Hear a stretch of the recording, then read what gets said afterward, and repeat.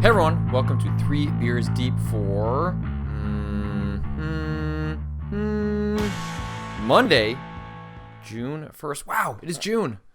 E3 is so close, but I'm recording this on Sunday afternoon, and it is, it's 50 degrees outside. It was 80 degrees, 83 degrees on Friday, 50 degrees. That's Midwest weather for you. Anyway, this is my weekly Q&A show in which you submit questions to patrickklepek.tumblr.com, and I pull a couple out of a hat and answer them for you here on the show. So thanks for tuning in. You may have also heard the news that I have launched a brand new Chicago-based podcast talking about games. We don't have a name for it yet, although I think we might settle on the name Match 3. We'll see if that changes between this recording and the second episode coming out on Wednesday. But it's a show that's going to come out, at least the plan is right now, every Wednesday, in which I'm joined by a co-host, Gita Jackson, who is a fantastic games writer based out of Chicago, and Sam Phillips, who is a game fan, who's also a middle school teacher. I was looking for people with different perspectives, and I'll probably record another video on Wednesday kind of explaining the podcast and exactly what my plans are for it going forward. But just wanted to put it out there. You can download the pilot, the Untitled Chicago Cast, episode 1, from my inventory management feed. If you're listening to this in audio form, then it's already there for you. But there'll be a separate feed just for Match 3, again, if we end up calling it that, that goes up sometime this week. So stay tuned for that if you want to listen for more and opinions from really smart other people that I found. Look forward to that. But let's get right into your questions, because that's, I guess, what you're here for. That's what I'm here for. Anonymous asks, what do you think of Hatred and the fact that it is just a subpar twin-stick shooter and not deserving of the AO rating? So one of the things that we should point out about the AO rating with Hatred, it's not being sold at retail. It's being sold digitally. And with digital ratings by the ESRB, often what happens is that you just submit material related to the game, and then the ESRB sort of makes a determination based on that. They don't extensively play it. It's a much more stringent process when it's being sold at retail and it's going on consoles like the Xbox One or the PlayStation 4.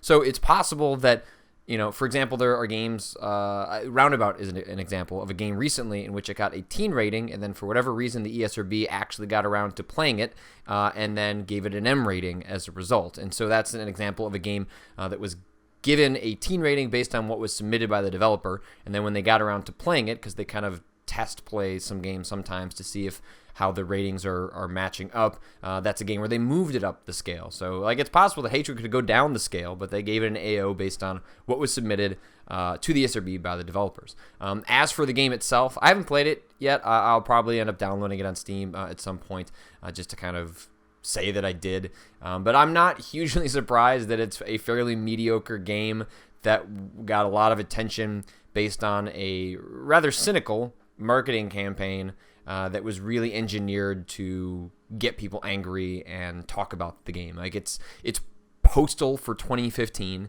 It's following the exact same playbook in which it tries to poke the eyes of especially sort of like liberal progressive politics, and sort of says, we're not going to do that. We're anti-establishment. We're a rebel. But it's really only rebellious because it's trying to be anti-authority, but it really has nothing to say. It's just there.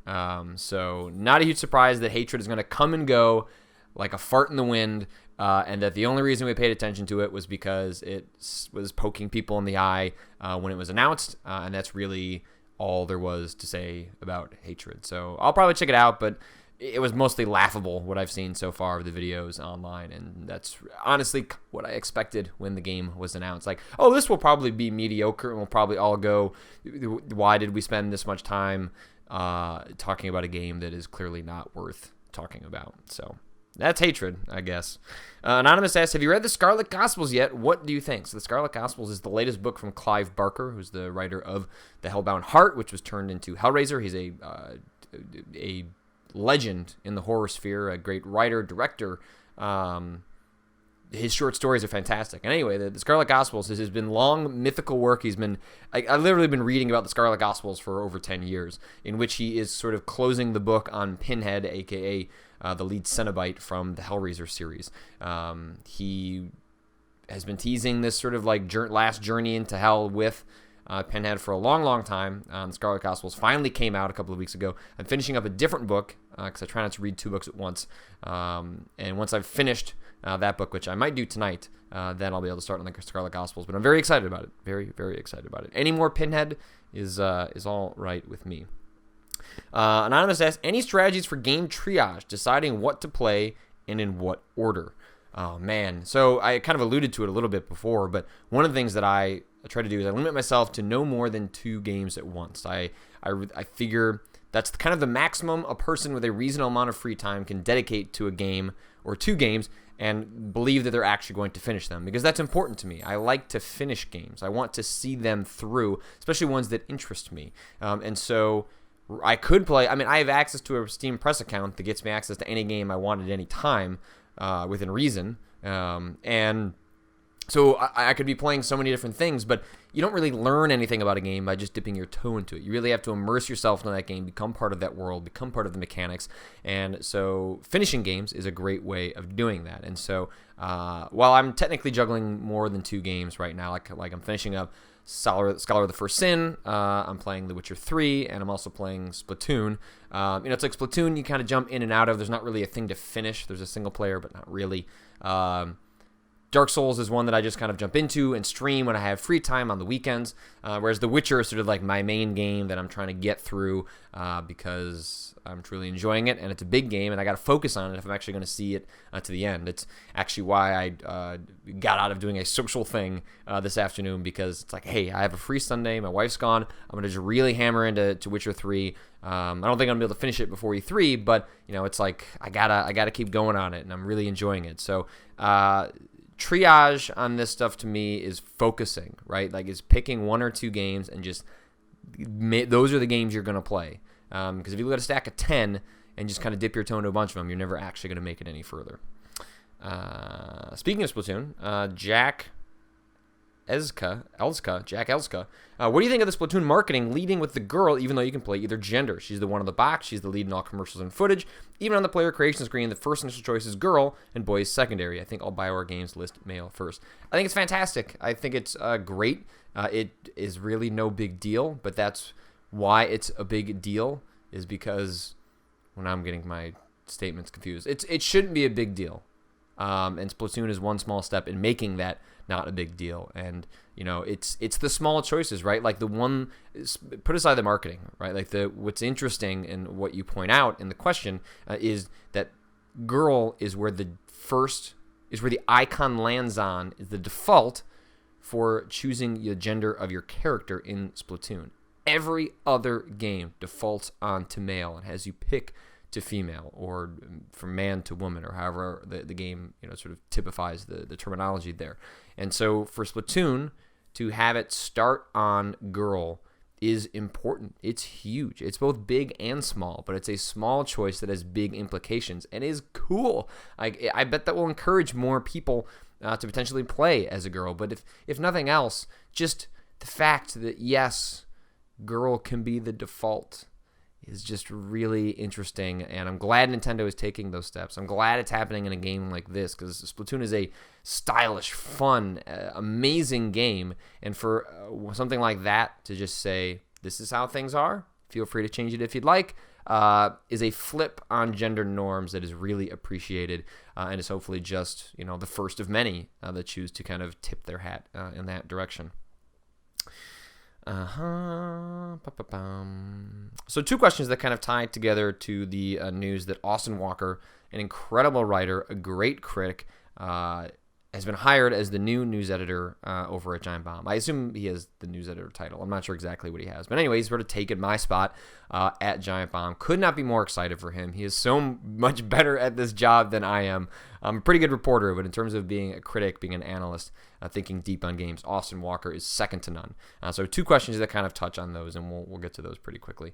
I think it's really anonymous asked. I think it's really disappointing that some people are using Austin Walker's hiring as an opportunity to say, "Sigh, another dude," when black people are even more underrepresented than women in this industry. Am I missing something that makes this acceptable? I couldn't be more psyched to finally have another person in the industry who looks like me, and the thinly veiled attitude of hiring a woman is more important than hiring a person of color shocked me. So there is a little bit of undercurrent, and I think people are largely very excited about Austin Walker, both in what that says about sort of the spectrum of opinions and representation at Giant Bomb, and the fact that there is another person of color who has a position at an important video game publication and is a sustainable position, right? He's going to make a decent living. He can do this professionally without having to worry about a Patreon, which is what he had prior to being at Giant Bomb. But I think it's possible to celebrate Austin Walker becoming an employee of Giant Bomb and also recognize that there aren't that many women who are professionally writing either, right? And it's not a ding against Austin Walker. It's not a ding against Giant Bomb. It's just pointing out that as we celebrate A, let's not forget about B. And so I don't think it's saying that like, Giant Bomb, although I'm sure there are people that do that because there are always people that do that. But I think it's okay. I don't think it's a criticism. I think it's pointing out that there are still other problems that have to be worked out, that this does not plug the hole completely. And so while I think it's great that you have someone that looks like you, that represents you on a site that you're excited about and interested in, I think it's also worth remembering that there are other problems too. There are other things we have to always remember. And there are other causes to strive for. So I think that's kind of what that's getting at. And I think Austin strikes me as the kind of person that would recognize that's okay. In fact, I think I saw him tweeting about that. Or at least replying to tweets saying exactly that. And related to that, Anonymous asked 2 questions. How much did moving back to Chicago have to do with you taking an unfortunate exodus from Giant Bomb? And was part of the news editor interview process at Giant Bomb, including fighting you, and Austin Walker was just the first person to defeat you? Miss you at Giant Bomb, man. Well, hey, I appreciate that you enjoyed my work over at Giant Bomb. I mean, frankly speaking, coming to Chicago probably did play a part in me leaving the site, moving on to a new challenge, moving on to something different. I came to Chicago because my family was here. When my father passed, I wanted to be around my family. I wanted to start putting down roots back where I grew up, and that was important to me. And one of the things that did happen when I came back was that I was working on my own. I was by myself, and it was lonely, and there was a very remote chance there was ever going to be a full-time hire in Chicago to have someone to work with. And I found that started to eat away at me a little bit. I found that even though going to an office, the Cards Against Humanity office, and working out of there and being around people, I was still ultimately working on my own. And I kind of sucked. And I found that was maybe affecting my work, and it was affecting my personal life, and it was affecting how I felt about the job. And so I was seeking something brand new, and Kotaku offered an opportunity that was brand new and challenging and different, and I was going to learn new things. And, it also makes me really happy that by leaving, Austin Walker took my place. Like, someone who was just scraping by, was a freelancer who had a Patreon, who should be a paid member of this gaming editorial, now has that. That's really exciting, and that makes me so happy that was the end result of this. So complicated, but ultimately it worked out for everyone. Everyone's very happy.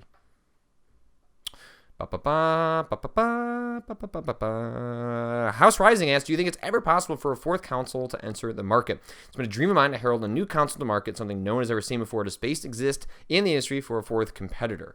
Well, I think that assumes that consoles are still going to be around or a thing in 10 years, right? I mean, I think it's an open question whether consoles will continue to be sort of how we consume most video games in the years to come. I think that the idea of what a console is going to change over time. I think it's less likely that there is someone who produces another console and becomes a major player, and more likely that things change at the periphery. It's like VR is going to be something that fundamentally changes games, or has the capacity to fundamentally change games, and Oculus is making that happen, right? They may not be first to market, but I don't think we have the modern VR craze without Oculus having generated so much interest and really pushing it as a thing. And so, Oculus is a platform, right? Or VR is a platform that may be part of PS4, may be part of the PC. But VR kind of exists on its own in some ways. And so I think it's more likely that it's things like augmented reality, virtual reality. Those things become platforms in a way, consoles in a way, even if there isn't another company, another hardware manufacturer that steps in and actually becomes sort of another pillar. I think it's more likely there are fewer pillars, and that maybe the pillars are smaller. And my analogy is really not going anywhere, so I'm going to drop it. All right, last question. Well, two questions. Anonymous asks, how do you find peace, stay positive amidst all the negativity? Just feeling down about things. By the way, I enjoyed the new podcast. Thanks for introducing me to Gita. Keep up the good work. Thanks, man. Appreciate it. Tell your friends. Have them download it. Although, really, I need people to rally support when it goes up on iTunes and you can write reviews and stuff. I try and stay positive by... There's a couple of things, right? Like, one of the things I do is I keep letters in my bag from people who have written me over the years, nice things they've said about me and my work. It reminds me that I do this for them and not for the negativity that sometimes surrounds anything that we do. In my personal life, by moving back to Chicago, like being around family, like reminding myself what is so important in life, like that makes me happy. I think it's one of the things you can do is just to try and not drown in it, get away from it.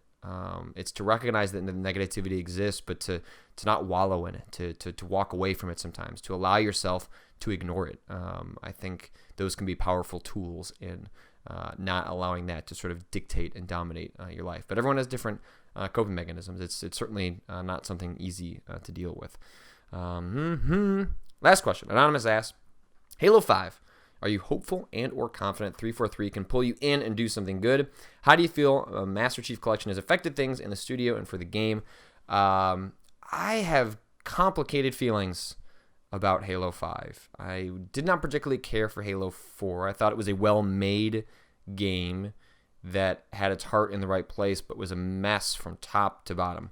I guess the one thing that was amazing about Halo 4 was the visuals. Like, oh my God, that was a gorgeous game. And it was a good, like, it had a lot of really, like, it was fun to play. It certainly felt like a Halo game. They proved that 343 can build a Halo game. I just don't know that Halo 4 really established the identity of what is a Halo game under 343. Now, if the intention is just to sort of, go on the treadmill, create something that's been created before and just do another one of those, then I suppose they succeeded. But I really like Halo 5 to be something fundamentally different. Still Halo, right? Because it's Halo and it's the fifth one, so it makes sense that it's going to follow a certain rule book. But I feel like 343 tried to do that a little bit with Halo 4, but man, they bungled the story. The story was incomprehensible. If you didn't read the books, it didn't make any sense to anyone. And I found, as someone that enjoyed the Halo series but didn't get deep into the lore, I enjoyed 1, 2, 3, Reach, ODST just fine. And I didn't constantly feel like, well, if I'd read the books, I guess I would know what's going on. And in Halo 4, that's exactly how I felt. It was extremely alienating to folks that weren't deeply invested in the mythology of the series and instead enjoy just sort of like a sci-fi romp that has some interesting characters and a cool world and fun weapons and the gunplay is amazing. And that's what I come to Halo 4. And so, I feel like even though Halo 5 has been announced for a while now, we know very little about it. There was the multiplayer beta that came out over Christmas, and we'll learn quite a bit about it at E3 in a couple of weeks, and we'll see sort of what they're doing mechanically to sort of freshen up Halo. But the thing I wonder is I don't think Halo commands the same sort of pedigree. I know that Halo does not command the same sort of pedigree that it used to. When Halo 2 came out, it was a Call of Duty level phenomenon. Like, it was a thing. There were just... I was in college at the time, and I remember the long, long lines people waited in for the midnight release of Halo 2 that I participated in as well. I got in line, went back, played my copy, played like 3 hours of the story. It was just all anyone talked about. And I don't think people discuss Halo or talk about Halo in that way anymore. It does not. I think Microsoft treats Halo with the cultural cachet as though it is spoken in the same breath as Call of Duty and Grand Theft Auto. And while Halo certainly used to be like that, it isn't that anymore. I don't want to say it's like a B-level franchise, but it is not the same sort of cultural behemoth that it used to be. And Microsoft is spending a lot of money supporting the Halo series, and I wonder at what point do they stop doing that? At what point do they realize that Halo is important, but it is not the series that it used to be? And it's going to be curious to see what happens with Gears of War, because I think it's entirely possible that the new Gears of War, which will probably also be shown at E3, outshines Halo to a significant degree, and maybe we see a shift towards Gears of War, and Halo 5 is a ratchet back. If Halo 5 isn't an enormous success, I wouldn't be completely shocked if Microsoft decides to sort of put Halo into a different gear and decide they want to do something else with that franchise, or at least won't treat it in the same way they have so far. It's just, I don't see people flip it out for Halo the way they used to. And I don't even think that was Halo 4's fault. I just think it's been going for a while and the torch is being lit elsewhere. But we'll see. I'm still excited for Halo 5. And man, you know it's going to look gorgeous. So that's reason enough to probably play it. At least it is for me. So that does it for 3 Beers Deep. You can subscribe to an audio version of this if you go on iTunes and look up Inventory Management, which is my catch-all podcast feed, although it's mostly just 3 Beers Deep these days. You can go to inventorymanagement.simplecast.fm, and you can stream and download episodes, and there's an RSS link, so you can plug that into your podcast app of choice if you don't want to use iTunes. And you submit questions to patrickklubik.tumblr.com, and there's a video version of this on my YouTube channel where there's lots of other stuff happening. We're approaching 10,000 subscribers. We're on the march. Very excited about it. Thanks for all your support, and I will see you all next week.